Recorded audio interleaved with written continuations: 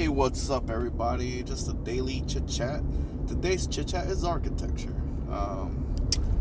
So the White House, right? It's a monument, testament of United States, its history, the cornerstone of democracy, etc. Right? Very old building.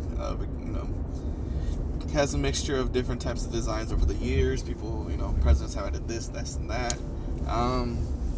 Overall, it's just been a great, aesthetically pleasing architecture that kind of meshes with the surroundings of Washington, D.C. A lot of its architecture is Roman, kind of tied to Roman kind of architecture, etc., right?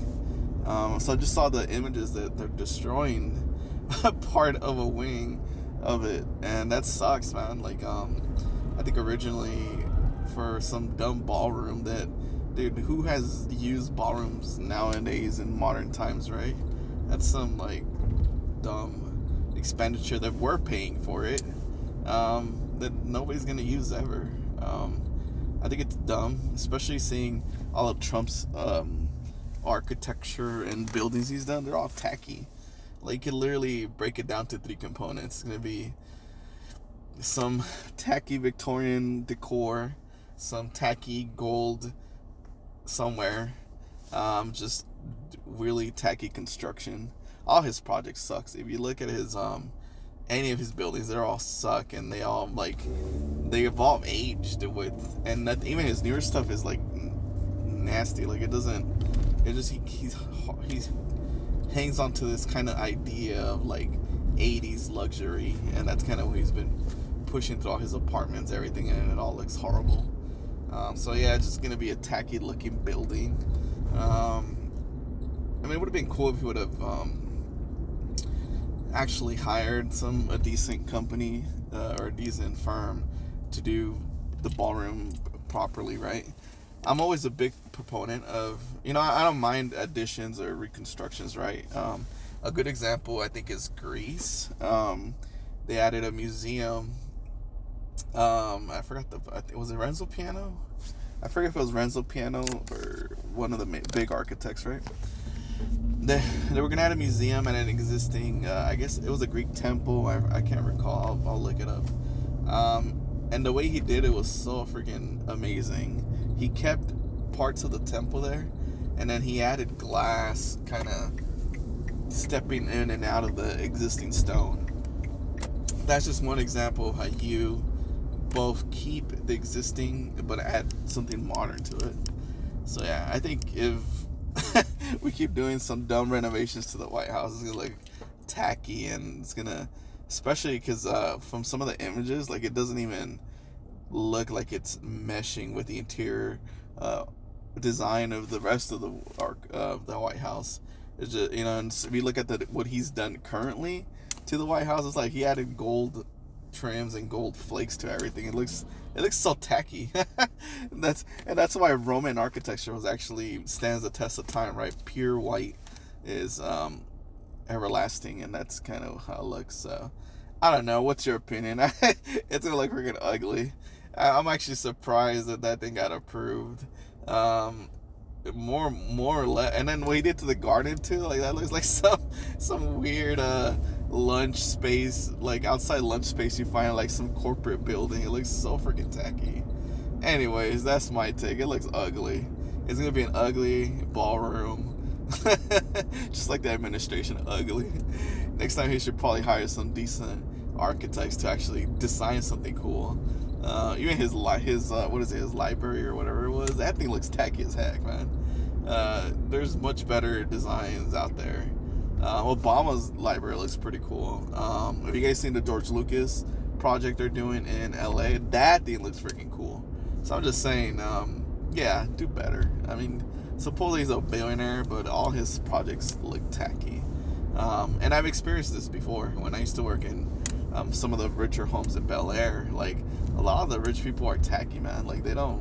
You really had to convince them what good design is to get to do something cool, because they're really old school mentality. And there was some couple, the younger, richer, this one guy we met, he was 26, and he was a billionaire. And that guy was cool. That guy had a really high intuitive design. So he really was more modern in aspects, but he also had he wanted like this, not antique, but he wanted like this old school stuff too. So that was our goal, was to blend modern and old. That guy was pretty cool to work with. But I met some other guys that were like, billionaires who had multiple Malibu homes, and their design, what they wanted, was like all over the place. Like it was like Victorian hall entry with like glass stairs, and like it was just crazy. And at that kind of level, you want to push them in the right direction, but oftentimes you can't let them kind of push their own way through. Like you want to nudge them in a way that they think that they came up with that idea for that design, but in reality it's your idea. One of the ways we used to do is I remember we had this super high-end client, and I learned this from my boss. He would design a space, right, and show them, and then when they were talking with the client, he would be like, "Well, don't you remember we talked about this? Like, you wanted something that's gonna draw attention that your friends are gonna talk about." That was the key word. Your friends are gonna talk about. Once you mention that, they're like, "Oh yeah, that's right, I did mention that," and then they would like hop on board with it.